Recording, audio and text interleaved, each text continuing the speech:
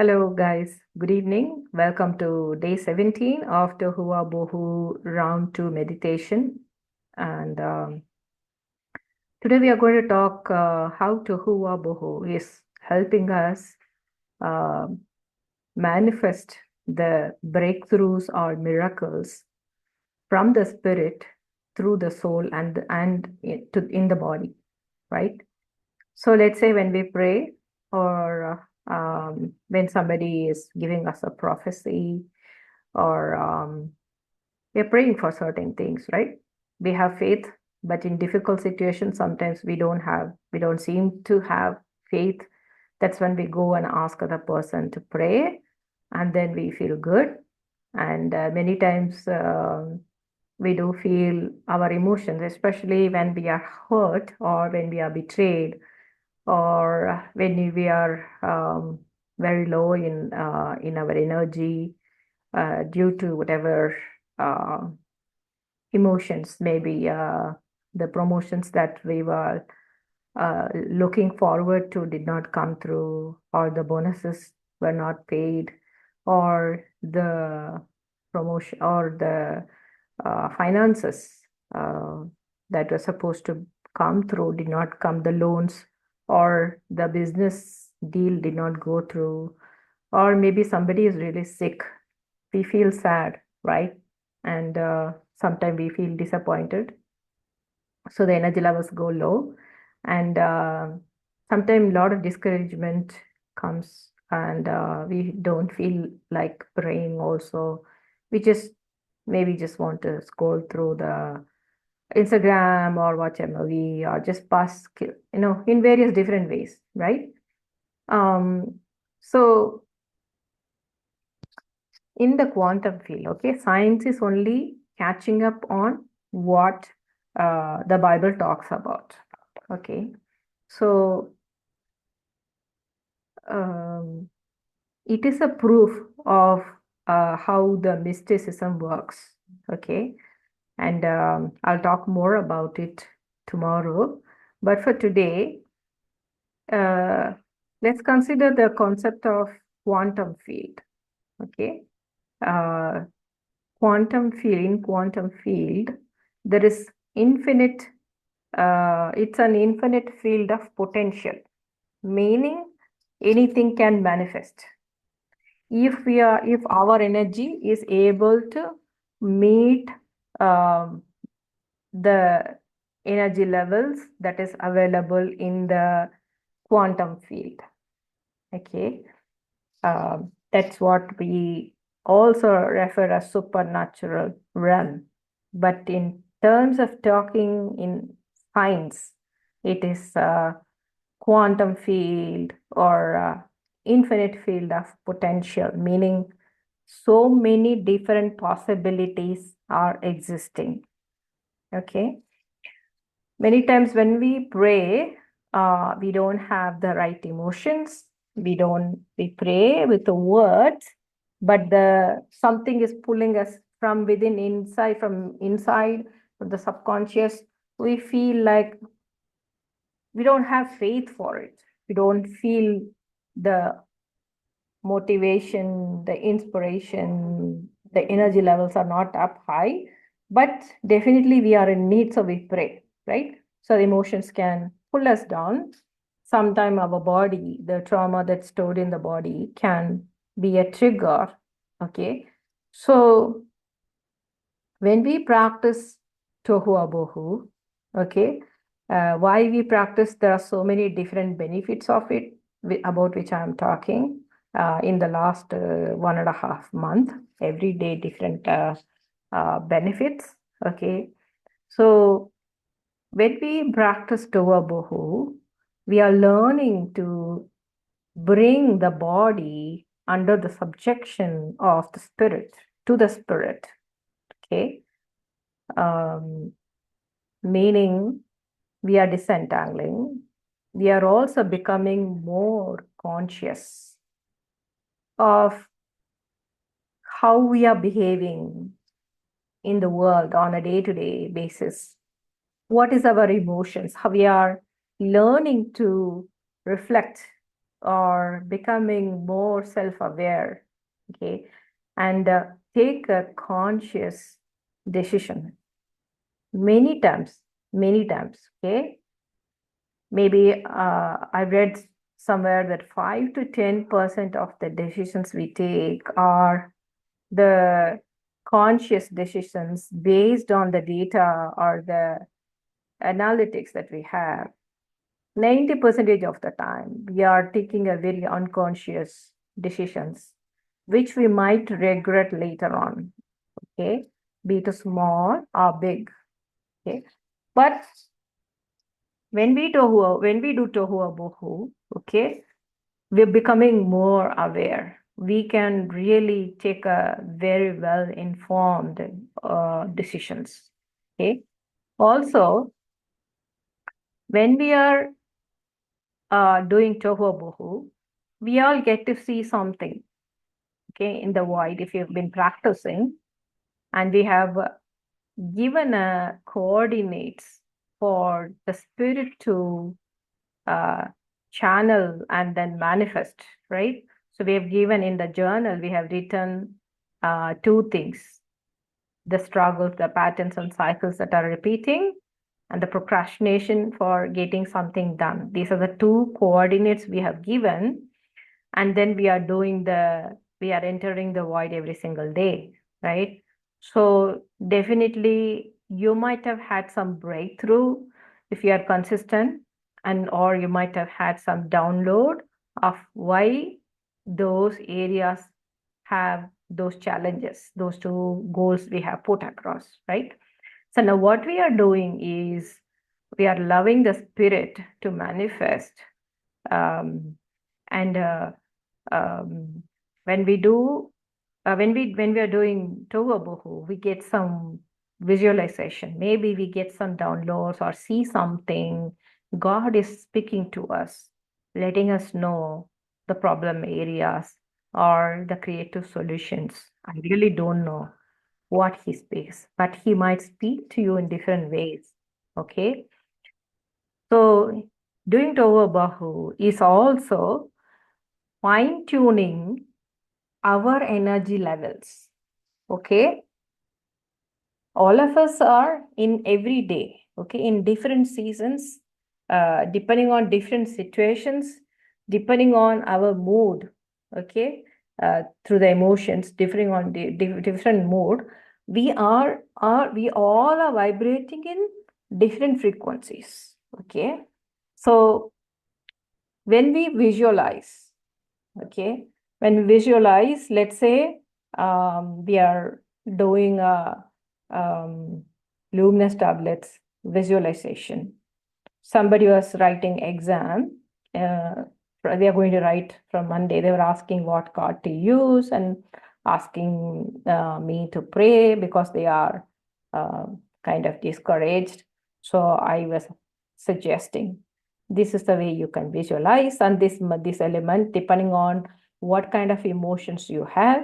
Is it the thought that is troubling you, or it's the emotions that are troubling, or a combination of both? You can get into wind and the water, and then you can visualize, right?